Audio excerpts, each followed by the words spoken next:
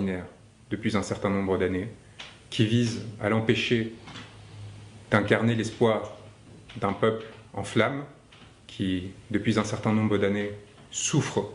de violence, de désespoir économique et surtout d'une corruption endémique que M. Sonko dénonce dans son pays. La détention, l'intimidation d'un avocat par 7 hommes en armes pose question. À peine sorti de l'aéroport, avec une véhémence toute particulière qui visait à éviter probablement que des passagers se solidarisent et dénoncent ce qui était en train de se passer, l'on m'a saisi mon passeport, l'on m'a exigé de rendre mes appareils électroniques et de les suivre dans une cellule où il m'a été annoncé que je serais interdit de territoire du fait de ce que je pensais. Et nous sommes dans une situation très particulière où aujourd'hui de simples mots peuvent faire trembler un pouvoir. Et cela dit quelque chose de ce géant au pied d'argile qu'est devenu l'autorité politique du Sénégal et des dangers qui touchent l'ensemble des compatriotes sénégalais qui aujourd'hui sont confrontés à la violence qui peut naître de la part de ces géants lorsqu'ils se sentent menacés. Le ministre de l'Intérieur m'a fait l'honneur d'un communiqué de presse par lequel il m'accusait d'avoir fait appel à l'insurrection au Sénégal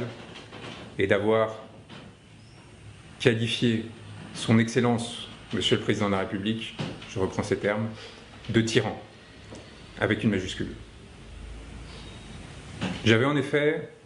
annoncé ma venue au Sénégal. Il me semblait important de partager avec le peuple, en amont de ma participation à ce procès, que M. Sonko m'avait désigné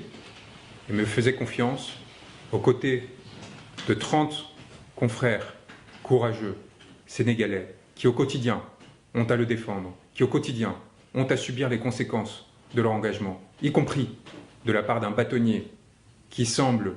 plus pressé de sanctionner les voies divergentes que d'essayer de protéger notre robe, à leur côté évidemment, pour éviter toute manœuvre de la part du pouvoir, et que dans le cas où le pouvoir tentait une manœuvre, comme ils l'ont fait, avec le soutien de l'Élysée, car il est évident que Macky Sall n'a pas agi seul, qu'il est évident que Macky Sall, qui avait reçu 5 jours auparavant une délégation d'Élysée du Quai d'Orsay, n'a fait qu'agir sur ordre à l'égard non seulement de l'avocat de M. Sonko, mais aussi d'un opposant à la politique menée aujourd'hui en France par le président Emmanuel Macron, politique qui effondre notre pays et qui effondre évidemment